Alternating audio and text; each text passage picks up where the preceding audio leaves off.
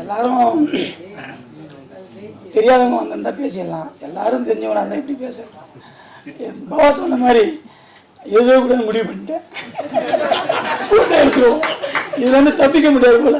இது விமர்சனம் கொட்டின மாதிரி போட்டு என்ன கிழி வச்சோடனே ஒவ்வொரு ஃப்ரேம் அப்படி பார்க்கும்போது ஒரு பயம் வந்துடும்.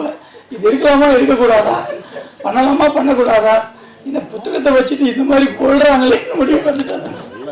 அதாவது இப்போ பேசின அத்தனை பேருமே என்னை மனசில் தாங்கி வச்சு பேசினது.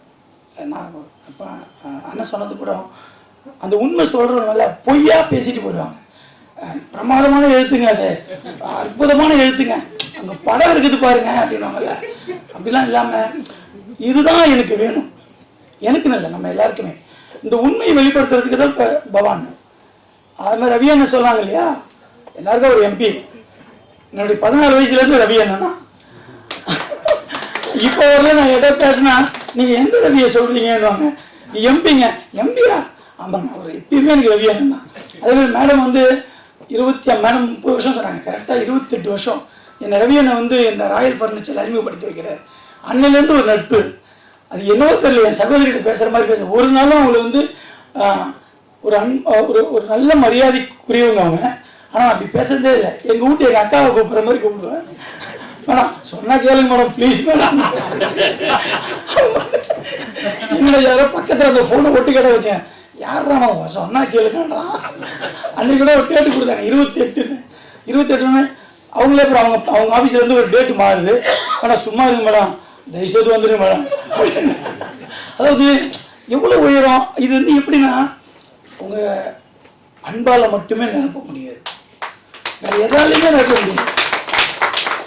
இன்னொரு விஷயம் என்னன்னா, எனக்கு இன்னொரு சந்தோஷமான விஷயம்னா, நான் யாரை பார்த்து வந்தனோ அவர் இங்கே புகழப்பட்டிருக்காங்க.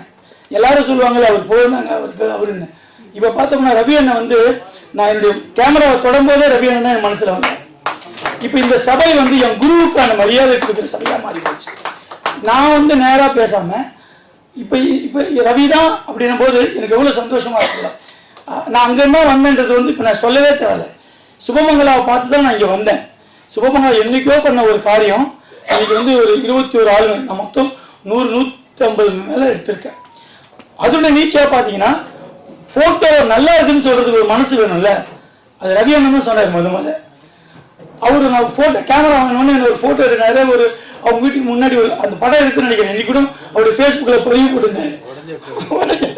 ஒரு குட்டி சவரில் நிற்க வச்சு ஒரு படம் எடுத்திருந்தேன். ரொம்ப நல்லா இதில் இது மேட்டில் போடுங்கன்னாரு. மேட்டுன்ற வார்த்தையை அவர் மூலம் தான் கற்றுனேன். அது கூட மேட்டில் போட ஆரம்பித்தேன்.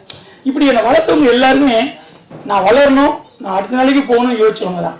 இங்கே வந்திருக்கிற எல்லா நண்பர்களும் நான் ஃபோனில் சொல்லும்போது ஆனால் வந்துருக்கேன்னா ஆனந்தோட ஆசிரியர் வந்துருக்கு. அவருக்கு ஃபோன் பண்ணும்போது என்ன சொன்னேன், சும்மா உங்கள் ஆஃபீஸில் மஞ்சள் தண்ணி எதுவும் வந்து வராமல் விட்டு போகிறீங்க, தயவுசெய்து வாங்கன்னு.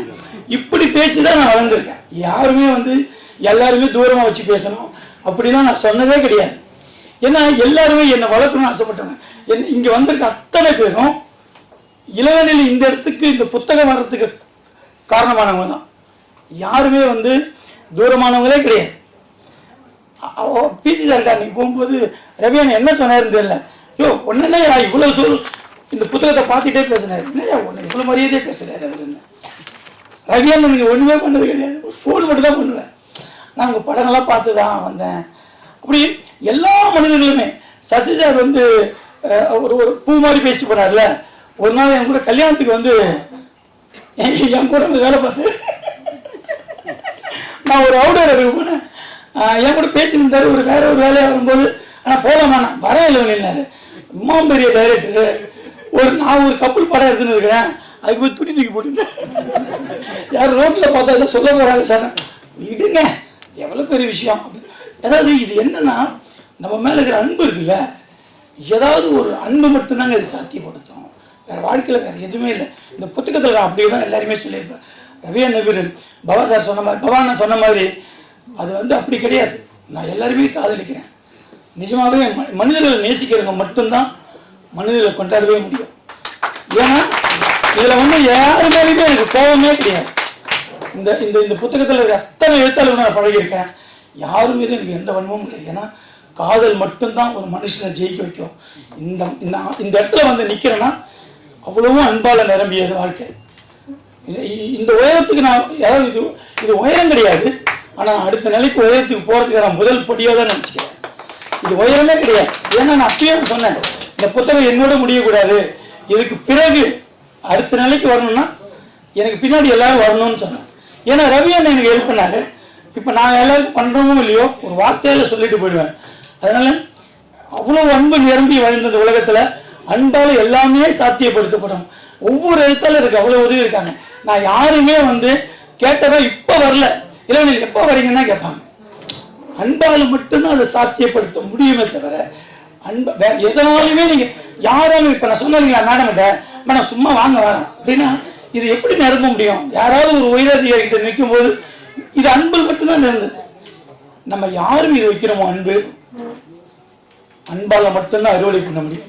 இந்த வாய்ப்பு வந்து எனக்கு வழங்கிய அத்தனை நல்ல உதவிகளுக்கு, அதாவது இவங்க எல்லாரும் பாருங்களேன், எல்லாரும் எனக்கு தெரிஞ்சவங்க தான், யாருமே தெரியாதவங்க யாருமே கிடையாது. இப்போ இது யாருக்காக நிரம்பி இருக்கு இந்த அறை அப்படின்னா அன்பால் நிறைஞ்சது தான். இந்த வாய்ப்புக்கு நன்றி. அண்ணன் சொல்றதை நான் ஏற்றுக்கிறேன், இனிமே எழுதாமல் இருக்குது முயற்சி. நன்றி, வணக்கம்.